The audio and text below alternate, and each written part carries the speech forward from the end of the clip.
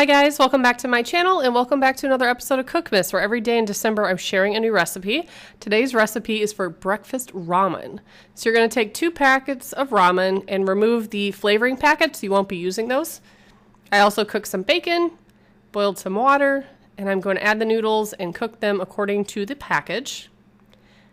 Then I have 2 eggs that I'm going to mix together. And then I'm going to add in some cheddar cheese and mix that again.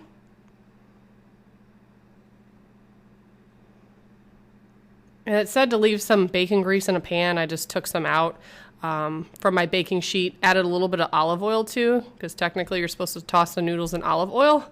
So I heated up the pan and just kind of mixed those around.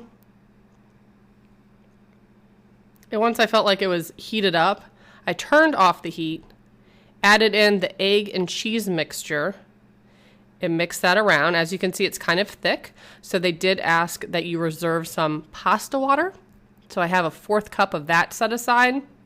And I did add a little bit to it just to kind of loosen it up so it's more of like a sauce coating the noodles.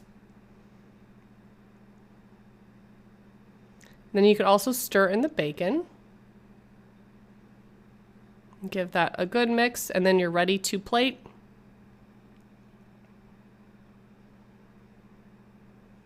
I added mine to a bowl and topped it with some green onions and added a splash of hot sauce. And this was pretty good. I've never had breakfast ramen before. This came from my Delish cookbook. I'll put the full recipe below, and I hope you enjoyed this recipe. Leave me a comment if you give it a try. Thanks so much for watching. Bye, guys.